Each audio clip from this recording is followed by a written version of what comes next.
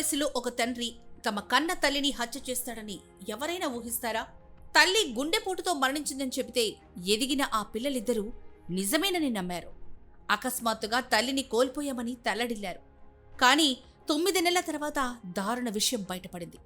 మరో మహిళతో సంబంధం పెట్టుకుని కన్న తండ్రే తమ తల్లిని దారుణంగా హత్య చేశాడని తెలిసి షాక్కి గురయ్యారు. కృష్ణా జిల్లా పోరంకిలో వెలుగులోకి వచ్చిన ఈ దారుణం స్థానికంగా కలకలం రేపుతోంది.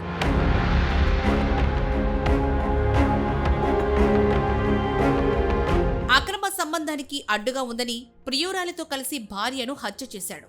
ఆ తర్వాత గుండెపోటుతో చనిపోయినట్లు అందర్నీ నమ్మించాడు. తండ్రి తన్ను ఒత్తిడి చేసి పై చదువుల కోసం లండన్కి పంపిస్తే అందరి తండ్రుల మాదిరిగానే తన మీద ప్రేమేమో అనుకున్నాడు ఆ కుర్రాడు. కానీ అదంతా తన తల్లిని చంపే ప్లాన్లో భాగమని తెలిసి హతాశుడయ్యాడు.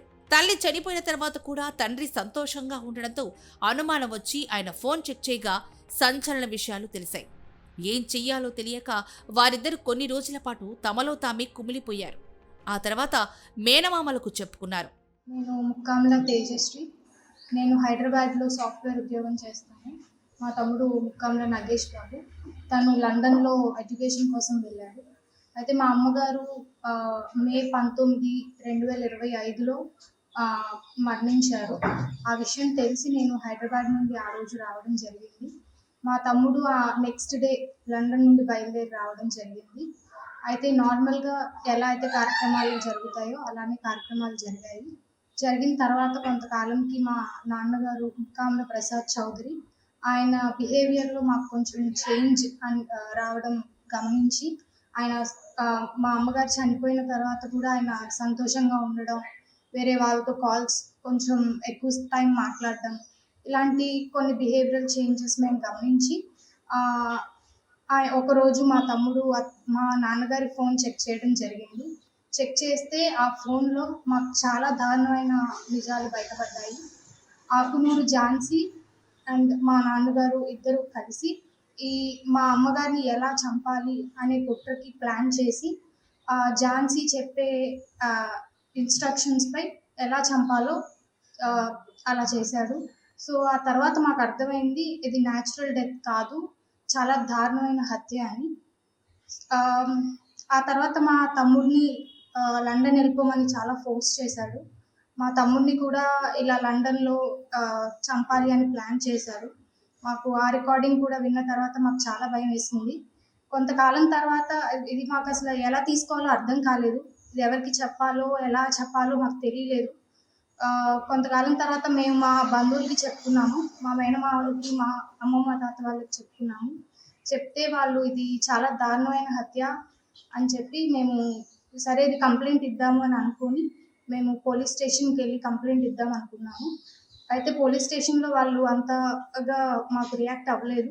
సో మేము ఎస్పీ గారిని కలవడం జరిగింది. ఎస్పీ గారు కూడా మాకు రియాక్ట్ అవ్వకపోతే మేము లోకేష్ గారిని పవన్ కళ్యాణ్ సార్ని కలుద్దామని అనుకున్నాము. బట్ ఎస్పీ గారు మాకు రెస్పాండ్ అయ్యారు. సరే అని అక్కడ నుండి ఇంకా కేసు మూవ్ ఆన్ అయ్యింది. పోరంకికి చెందిన ముక్కామల ప్రసాద్ చౌదరి భార్య రేణుకాదేవి వయసు 46 ఏళ్లు. వీళ్ళ కుమారుణ్ణి గత ఏడాది ఏప్రిల్లో పై చదువుల నిమిత్తం లండన్ పంపారు. కుమార్తె హైదరాబాద్లో సాఫ్ట్వేర్ ఉద్యోగం చేస్తూ అక్కడే ఉంటున్నారు. అయితే తిను లండన్ వెళ్ళింది కూడా మా అమ్మగారు చనిపోయే ఒక 1 month లోపునే వెళ్ళాడు లండన్ ఎడ్యుకేషన్ కోసం. అది కూడా తనకి ఇష్టం లేకపోయినా చాలా ఆయన ఫోర్స్ తోటే లండన్ వెళ్ళు చదువుకో అని చెప్పి ఆయన ఫోర్స్ చేస్తేనే వెళ్ళడం జరిగింది. ఇతను వెళ్ళిన తర్వాత ఒక 20-25 daysకి మా అమ్మగారు చనిపోయారు. చనిపోయిన తర్వాత ఇలా వచ్చి అప్పటి నుంచి ఇక్కడే ఉన్నాడు. తను కూడా ఎడ్యుకేషన్కి ఏం వెళ్ళలేదు. రేణుకాదేవికి మేకప్ చేయడానికి బ్యూటీషియన్ ఝాన్సీ తరచూ వాళ్ళ ఇంటికి వచ్చేది. ఈ క్రమంలోనే ప్రసాద్ చౌదరి ఆమెతో పరిచయం పెంచుకున్నాడు.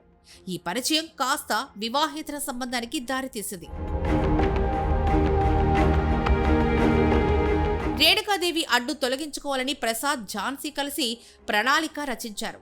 కుమార్తె హైదరాబాద్లో జాబ్ చేస్తూ ఉండడంతో ప్లాన్ చేసి కుమారుడిని పై చదువుల కోసం లండన్ పంపించారు. ఆ తర్వాత రేణుకాదేవిని హత్య చేశారు. 2025 మే 18న రాత్రి రేణుకాదేవి ఆకస్మికంగా గుండెపోటుతో మృతి చెందిందని చెప్పి తన పిల్లలతో పాటు అందర్నీ నమ్మించాడు ప్రసాద్.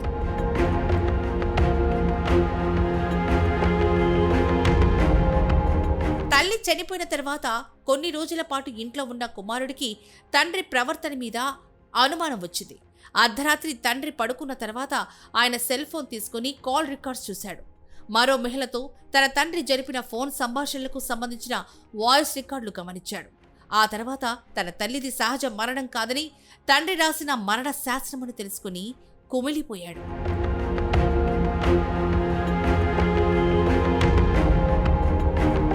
తల్లిని హత్య చేయడానికి 25 రోజుల ముందే తన తమ్ముడిని లండన్ పంపించడం, అప్పటికే తన తల్లి పేరు మీదున్న ఇంటిని తన పేరుపైన రిజిస్ట్రేషన్ చేయించుకోవడం, ఇవన్నీ నాన్న పక్కా ప్రణాళిక ప్రకారమే చేశారని యువకుడు ఆరోపిస్తున్నాడు. మా అమ్మగారు ఎప్పుడైతే చనిపోయారో అంతకుముందు ఒక 6-7 months ముందే ఈ హౌస్ కూడా ఇంతకుముందు మా అమ్మ పేరు మీద ఉండేది. ఆయన పేరు మీద మార్పిచ్చేసుకున్నాడు. సో మార్పిచ్చేసుకున్నాడు అని చెప్పి మనకి తెలీదు. మాతో సిగ్నేచర్స్ చేయించుకున్నారు. జస్ట్ ప్రాపర్టీ అనుకున్నాం. ఎంతైనా తల్లి ఎవరు మమ్మల్ని మోసం చేస్తారని మేము ఆలోచించక మేమే ఏ రోజు ప్రశ్నించలేదు. సో ఈ వీడియో క్లిప్పింగ్ దొరికాక మేము ఇవన్నీ క్రాస్ చెక్ చేసుకుంటుంటే మొత్తం కోఇన్సిడెన్స్ అయినాయి. అందుకని అనుమానంతో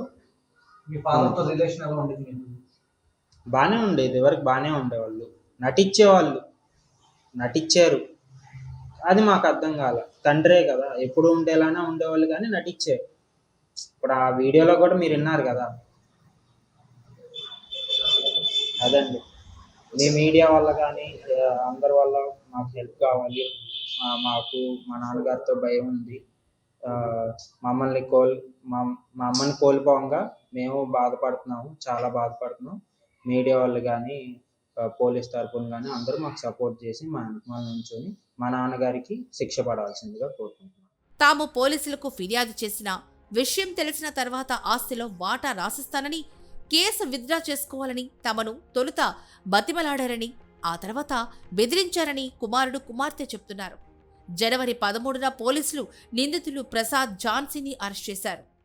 ఇలా మేము కేసు పెట్టామనే విషయం తెలుసుకొని మా నాన్నగారు మాకు సరే మీకు ఇవ్వాల్సిన గోల్డ్ కానివ్వండి, మీకు ఎంతో కొంత ప్రాపర్టీ నేను ఇస్తాను, మీరు కేసు విత్డ్రా చేసుకోవాలని మమ్మల్ని బతిమలాడడం, కొంచెం బెదిరించడం జరిగింది.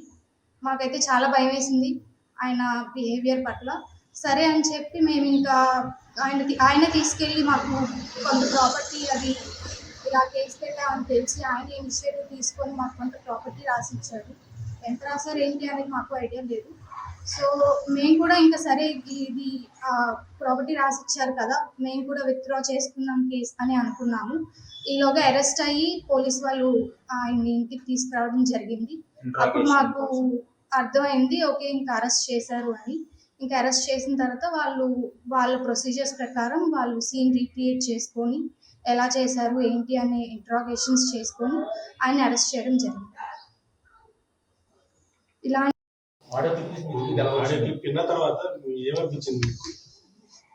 చాలా బాధ అనిపించింది. ఎందుకంటే ఇది ఎవ్వరూ ఎక్స్పెక్ట్ చేసేది కాదు. ఒక కన్న తండ్రి నుంచి ఇది ఎవరు ఎక్స్పెక్ట్ చేసేది కాదు.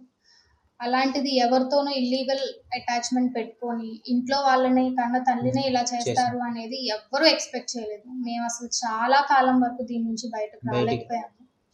ఇప్పటికీ మేము అది ఆలోచిస్తుంటే మేము అసలు తీసుకోలేకపోతున్నాము. చాలా బాధగా ఉంది. ఫస్ట్ నేనే అండి. మా నాన్నగారు పడుకున్నప్పుడు అసలు ఈయన ఎక్కువ కాల్స్ మాట్లాడుతున్నారు, గంటలు కాల్స్ మాట్లాడుతున్నారు. ఎక్కువ బయట టైం స్పెండ్ చేయటం, మమ్మీ చనిపోయినప్పటి నుంచి హ్యాపీగా ఉండటం, కొంచెం బాగా ఫోన్ మాట్లాడటం, ఏమన్నా అడుగుతుంటే ఇసుక్కోవటం అలా చేస్తున్నాడు అని చెప్పి నేను ఒకరోజు అసలు ఏంటా అని చెప్పి ఆ ఫోన్ అనేది మొత్తం తీసి వెరిఫికేషన్ చేస్తుంటే అది ఆల్రెడీ ఆ రికార్డింగ్ డిలీట్ అయిపోయి బిన్లో ఉందని చెప్పి నేను ఏదో అనుకుని షేర్ చేసుకుంటే అది మా అమ్మని ఎలా చంపాలి ఏంటని చెప్పి బాగా అందులో ప్రీ ప్లానెడ్గా ఉంది.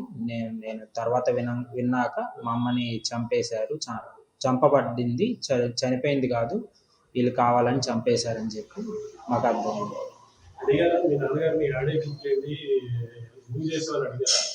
ఇవన్నీ మేము ఆయనతో ఏమీ డిస్కస్ చేయలేదు. ఆయన తల్లిని చంపేసి మా అమ్మని చంపేసి నన్ను చంపేయడానికి కూడా ప్లాన్ చేశాడు. అది కూడా రికార్డింగ్ నా దగ్గర ఉంది. లండన్ నుంచి రానియకుండా చేద్దాం అని చెప్పి ప్లాన్ చేశాడు. అందుకే మా అమ్మ చనిపోయాక ఒక 5-6 నెలలకి మేము బాగా తీసుకోలేక ఒక 4-5 మంత్స్ తర్వాత బయటికి వస్తే ఈయన ప్రవర్తనలో మార్పు వచ్చి మేము ఫోన్ చెక్ చేస్తే ఇవన్నీ ఉన్నాయి. నన్ను లండన్ వెళ్ళిపో ఇక్కడ వద్దు అని చెప్పి బలవంతం చేస్తున్నాడు. అసలు ఏంటా అని చెప్పి చెక్ చేస్తే ఈ క్లిప్పింగ్తో పాటు నన్ను కూడా లండన్లో నుంచి రానియకుండా చేద్దామని, అక్కడే ఏదో ఒకటి చేయమని చెప్పి నన్ను చంపేద్దామని చెప్పి ప్లాన్ చేశారు.